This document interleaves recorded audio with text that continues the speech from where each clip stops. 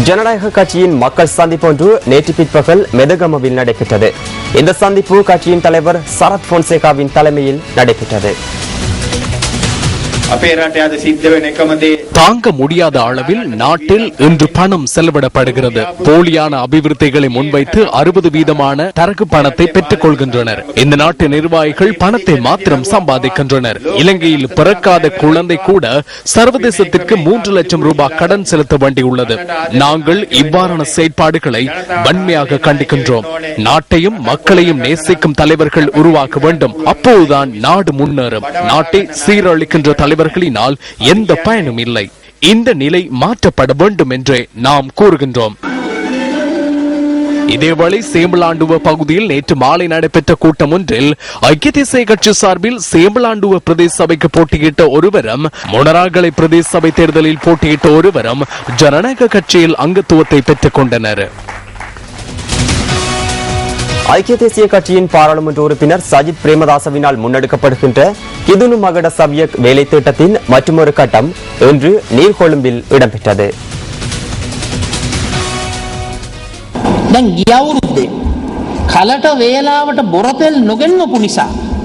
கடந்த ஆண்டில் உரிய நேரத்தில் மசகு எண்ணெய் கொண்டு வரப்படாமையினால் 4 தடவைகள் சபுகஸ்கந்த எண்ணெய் சுத்திகரிப்பு நிலையம் மூடப்பட்டது.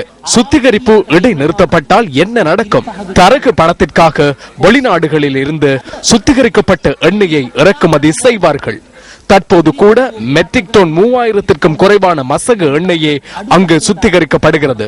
டக்ளி சேனநாயக்கவினால் எமது நாட்டிற்கு வழங்கப்பட்ட எண்ணெய் சுத்திகரிப்பை திட்டமிட்டு இடைநிறுத்தும் சூழ்ச்சி முன்னெடுக்கப்படுகிறது. இவ்வாறு திட்டமிட்டு சுத்திகரிப்பை இடைநிறுத்துவது அரசாங்கத்தில் உள்ள தரகர்களுக்கு நேரடியாகவே வெளிநாடுகளில் இருந்து எண்ணெயை கொண்டு வருவதற்காகும். இந்த மோசடியை பாருங்கள்.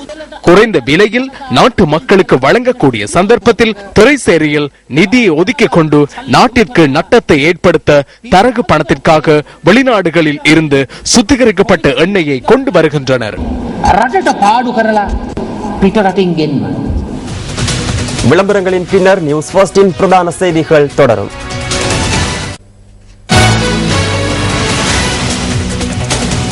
செய்திகள் தொடர்கின்றன. ஜனநாயக கட்சியின் கூட்டம் ஒன்று திபுலப்பிட்டிய கல்வாரிப்புவ பிரதேசத்தில் இன்று நடைபெற்றது.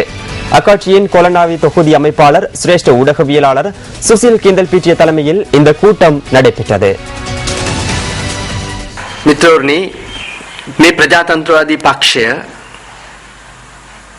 පොරොන්දු දේශපාලන දෙන පක්ෂයක් නෙමෙයි. ஜனநாயக கட்சி என்பது வாக்குறுதிகளை மாத்திரம் வழங்கும் கட்சி அல்ல. கொள்கைகளை நடைமுறைப்படுத்துவதே இந்த கட்சியின் நோக்கமாகும். அது அரசியல் நோக்கத்திற்காக அல்லது குடும்பத்தை பாதுகாத்துக் கொள்வதற்கான கொள்கைகள் அல்ல. மக்களை வெற்றி பெற செய்வதற்கான கொள்கைகளையே நடைமுறைப்படுத்த வேண்டும். எனவே இதுவரை இலங்கையில் இருந்த கட்சிகளை போன்றல்ல எமது கட்சி. மக்களை நோக்காக கொண்டு திட்டங்களை வகுப்பதே எமது நோக்கமாகும்.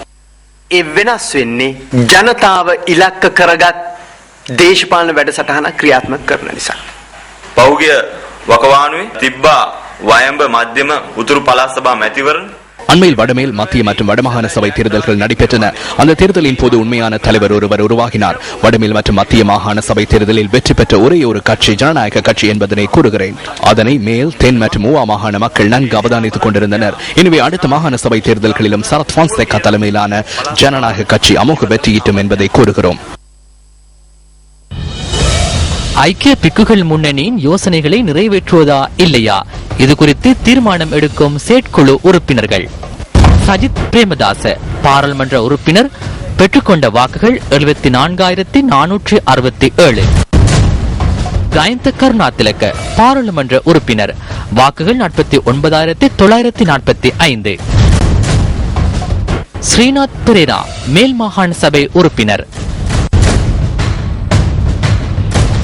அனோமா கமகே பாராளுமன்ற உறுப்பினர் தேசிய பட்டியல்.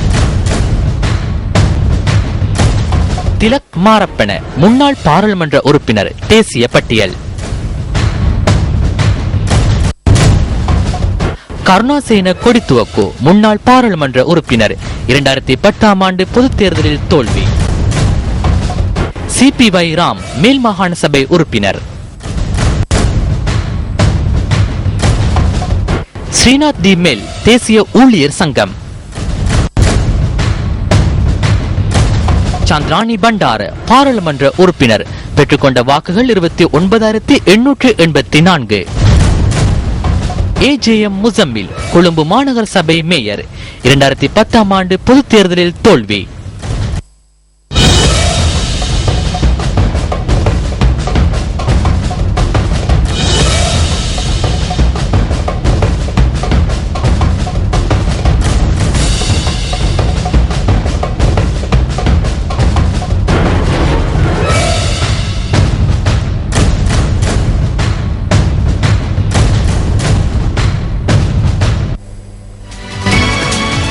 சிவன் பார்வதியைப் போல கணவன் மனைவி ஆதர்ச தம்பதிகளாக வாழும் பேற்றினை பெற விரும்பி இந்துக்கள் அனுஷ்டிக்கும் கேதார கௌரி விரதத்தின் இறுதி நாள் இன்றாகும். சக்தி சொரூபமான பார்வதி தேவி சிவனை நினைத்து வழிபட்டு அதன் பலனாக அர்த்த நாரியாகவும் அர்த்த நாரீஸ்வரராகவும் ஒன்றுபட்ட தினமே கேதார கௌரி விரதமாகும். இது தொடர்பாக நியூஸ் ஃபர்ஸ்டில் பிராந்திய செய்தியாளர்கள் பதிவு செய்திருந்த காட்சிகள் அடுத்து. நாட்டின் பல பகுதிகளிலும் உள்ள இந்து ஆலயங்களில் இன்று காப்பு கட்டுதல் மற்றும் சமய அனுஷ்டானங்கள் என்பவற்றை மக்கள் மிகவும் புனிதத்துடன் கடைபிடித்தனர். கௌரி காப்பு விரதத்தின் 21ஆம் நாளாகிய இன்று திருகோணமலை ஸ்ரீ பத்ரகாளியம்மன் கோவிலில் ரவிச்சந்திர குருக்கள் தலைமையில் காப்பு கட்டுதல் நிகழ்வு இடம்பெற்றது. ஹட்டனிலும் கௌரி காப்பு பூஜை நிகழ்வுகளில் மக்கள் ஆர்வத்துடன் கலந்து கொண்டனர். எருவில் கௌரியம்மன் ஆலயத்தில் மக்கள் பூஜைகளில் கலந்து கொண்ட காட்சிகளே இவை. மட்டக்களப்பு கொத்துக்குளம் முத்துமாரியம்மன் ஆலயத்தில் இடம்பெற்ற சிவலிங்க பெருமானுக்கான விசேட அபிஷேக நிகழ்வுகள், பூச்சொரிதல் போன்றவற்றை இங்கு காண்கிறீர்கள்.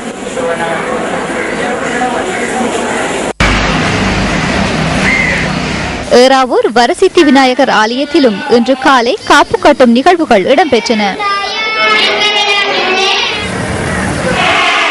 குடியிருப்பு சித்தி விநாயகர் ஆலயத்தில் கௌரி விரதத்தின் இறுதி நாள் நிகழ்வுகளில் மக்கள் கலந்து கொண்ட போது இதேவேளை கேதார கௌரி விரதத்தை பூர்த்தி செய்தவர்கள் நாளை ஆரம்பிக்கும் இந்துக்களின் மற்றொரு முக்கிய விரதமான கந்த சஷ்டியை அனுஷ்டிக்க உள்ளமை குறிப்பிடத்தக்கது. வாழைச்சேனை போலீஸ் பிரிவில் இடம்பெற்ற வாகன விபத்தில் ஒருவர் உயிரிழந்ததுடன் 2 காயமடைந்துள்ளனர். புலனறுவ பகுதியிலிருந்து மட்டக்களப்பு பகுதியை நோக்கி சென்று கொண்டிருந்த டிப்பர் வாகனமே இவ்வாறு விபத்துக்குள்ளாகியுள்ளது. மட்டக்களப்பு கொழும்பு பிரதான வீதியின் கும்புருமூலை சந்தையில் வைத்து இந்த விபத்து இடம்பெற்றுள்ளது. இந்த சம்பவத்தில் மீராவுட பகுதியைச் சேர்ந்த 33 வயதான 3 பிள்ளைகளின் தந்தையே உயிரிழந்துள்ளார். சடலம் தற்போது வாழைச்சேனை ஆதார வைத்தியசாலையில் வைக்கப்பட்டுள்ளது. இந்த விபத்தில் காயமடைந்த 2 வாழைச்சேனை ஆதார வைத்தியசாலையில் அனுமதிக்கப்பட்ட மேலதிக சிகிச்சைகளுக்காக மட்டக்களப்பு போதனா வைத்தியசாலைக்கு மாற்றப்பட்டுள்ளனர். இதேவேளை மட்டக்களப்பு செட்டிப்பாளையம் பகுதியில் இடம்பெற்ற வாகன விபத்தில் 8 பேர் காயமடைந்துள்ளனர். இலங்கை போக்குவரத்து சபைக்கு சொந்தமான பஸ் ஒன்றும் தனியார் பஸ் ஒன்றும் நேருக்கு நேர் மோதியதில் இந்த விபத்து இடம்பெற்றுள்ளதாக போலீசார் தெரிவித்துள்ளனர். மட்டக்களப்பிலிருந்து கல்முனை நோக்கி பயணித்த பஸ்ஸும் கல்முனையிலிருந்து மட்டக்களப்பு நோக்கி பயணித்த பஸ்ஸும் இவ்வாறு மோதியுள்ளது. குறித்த விபத்துகள் தொடர்பில் போலீசார் மேலதிக விசாரணைகளை மேற்கொண்டு வருகின்றனர். லிந்துலை பேரம் தோட்டம் மகாபலி வீடமைப்பு திட்டம் பகுதியில் கத்தியால் குத்தி ஒருவர் கொலை செய்யப்பட்ட சம்பவம் தொடர்பில் 3 பேர் கைது செய்யப்பட்டுள்ளனர். சம்பவம் தொடர்பில் முன்னெடுக்கப்பட்ட விசாரணைகளை அடுத்து சந்தேக நபர்கள் கைது செய்யப்பட்டதாக போலீசார் தெரிவித்தனர்.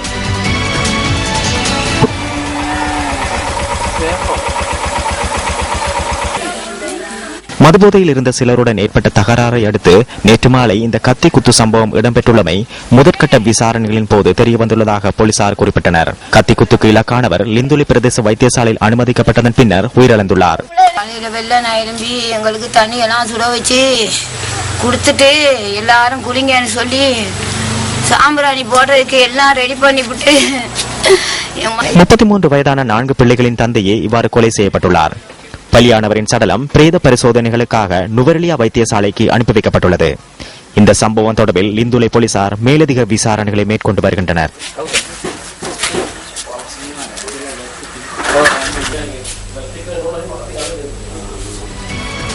இதேபோல யாழ்ப்பாணம் சாவகச்சேரி பகுதியில் இடம்பெற்ற தாக்குதல் சம்பவம் ஒன்றில் 6 பேர் காயமடைந்துள்ளதாக போலீசார் தெரிவித்துள்ளனர்.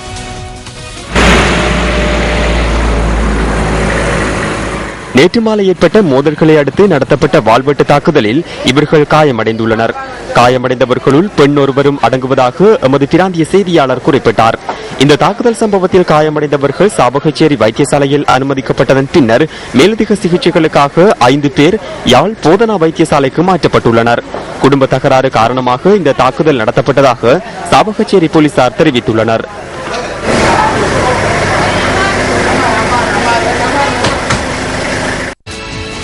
புத்தளம் மாவட்டத்தில் பண்ணையாளர்கள் தற்போது இறால் அறுவடையில் ஈடுபட்டு வருகின்றனர்.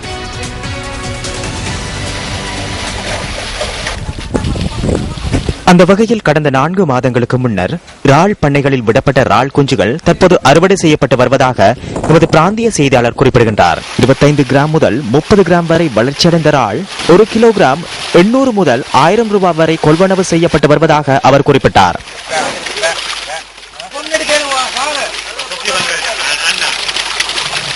புத்தளம், கட்பெட்டி, முந்தல், வண்ணாத்திவில்லு, சிலாபம், மாதம்பை போன்ற சிறுகடலை அண்டிய பகுதிகளில் இறால் வளர்ப்பு மேற்கொள்ளப்பட்டு வருகின்றது. அறுவடை செய்யப்படும் இறால்கள் தரம் பிரிக்கப்பட்டு ஐசிடப்பட்டு வெளிநாடுகளுக்கு ஏற்றுமதி செய்யப்படுவதன் மூலம் அந்நிய செலாவணியையும் ஈட்டுகின்றமை குறிப்பிடத்தக்கது.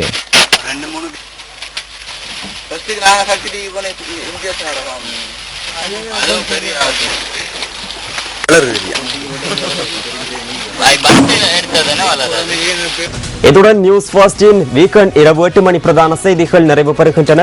மீண்டும் சந்திப்போம் நியூஸ் ஃபர்ஸ்டின் 10:45 பிரதான செய்திகளோடு. வணக்கம்.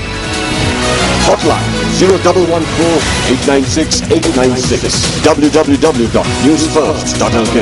Feedback at newsfirst.lk.